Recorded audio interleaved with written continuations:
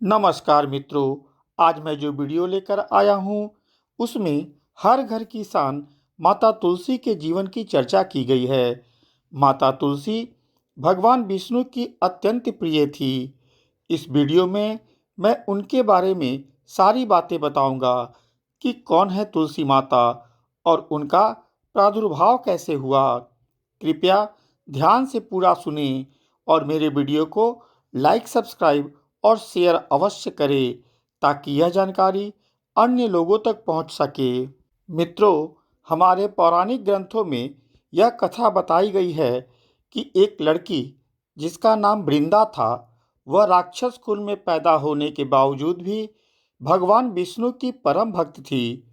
वह नित्य रात दिन भगवान विष्णु की सेवा भक्ति में लीन रहा करती थी, जिसके कारण विष्णु भगवान की पूरी कृपा उसके ऊपर थी।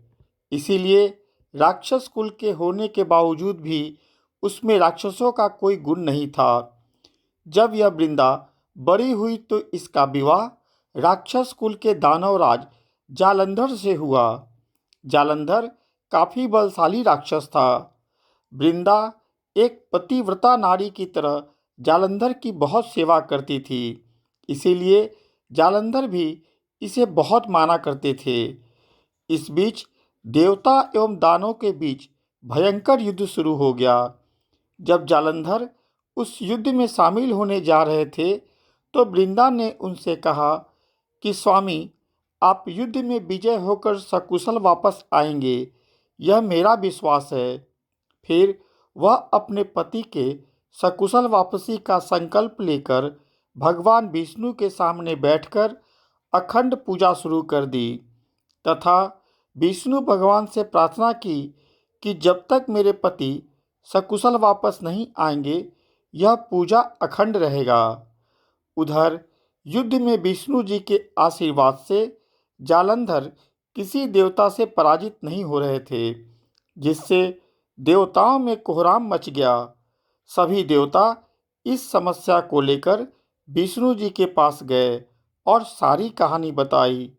विष्णु जी ने कहा कि जालंधर की पत्नी वृंदा मेरी परम भक्त है, मैं उसके साथ कोई छल नहीं करूँगा। परंतु देवताओं के बहुत कहने पर विष्णु भगवान मान गए और छल से जालंधर का स्वरूप बनाकर वृंदा के सामने चले गए।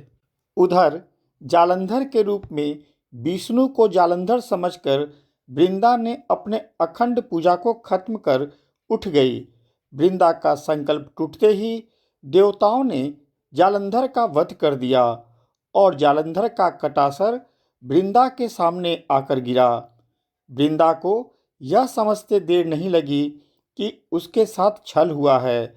फिर विष्णु जी ने अपने असली रूप में आकर वृंदा को समझाने का प्रयास किया, परंतु वृंदा को बहुत गुस्सा आया कि उसके परम देव ने उसके साथ छल किया है।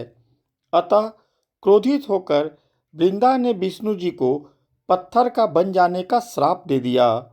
विष्णु जी के पत्थर का बनते ही सारे देवता ऋषि वृंदा को श्राप वापस लेने के लिए मनाने लगे।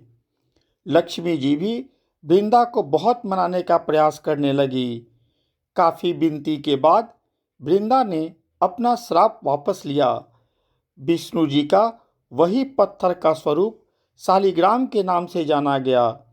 विष्णु जी को अपने छल पर बहुत पछतावा हुआ।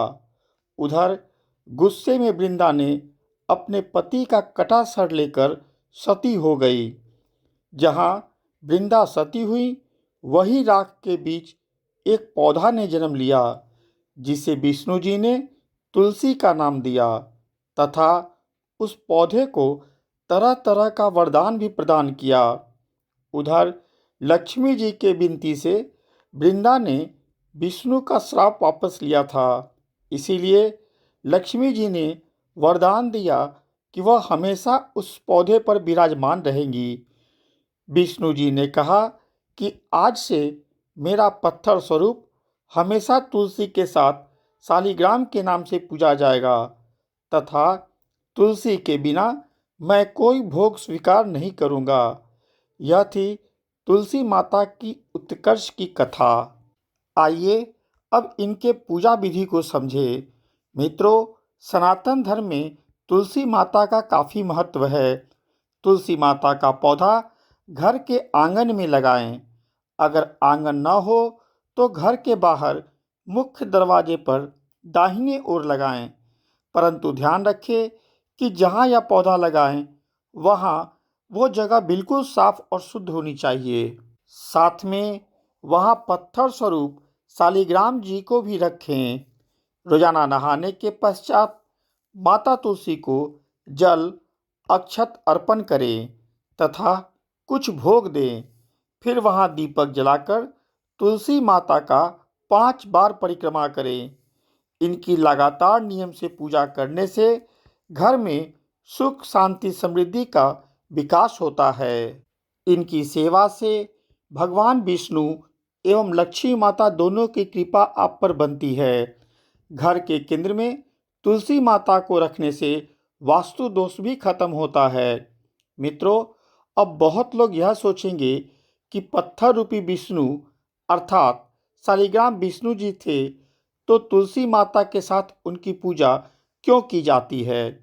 इसका जवाब है कि जब वृंदा ने श्राप मुक्त किया था, तब विष्णु जी ने वरदान दिया था कि मेरे शालिग्राम रूप की पूजा तुम्हारे साथ होगी तथा तुम लक्ष्मी की भांति मुझे प्रिय रहोगी तथा मैं तुम्हें हमेशा अपने सिर पर धारण करूंगा और बिना तुम्हारे उपस्थिति के कोई भोग स्वीकार नहीं करूंगा। उस दिन से तुलसी माता के साथ सभी लोग शालिग्राम की भी पूजा करते हैं। साथ ही कार्तिक माह की देवस्थान एकादशी और द्वादशी के दिन तुलसी और शालिग्राम की विवाह कराने की परंपरा चली आ रही है। इस विवाह का आयोजन करवाने वाली महिलाओं को सौभाग्य की प्राप्ति होती है। इनका विवाह आयोजन करने से घर में सुख शांति एवं समृद्धि आती है। परिवार पर आने वाले कष्ट बाधा दूर होते हैं। अविवाहित महिलाओं को सुयोग्य वर की प्राप्ति होती है। जिनको पुत्र न हो रहे हो उन्हें संतान प्राप्ति होती है। शालिग्राम एवं तुलसी माता का विवाह विष्णु और लक्ष्मी जी का ही प्रतीकात्मक विवाह माना जाता है। मित्रों, उम्मीद है मेरे द्वारा दी गई जानकारी आपको अच्छी लगी होगी।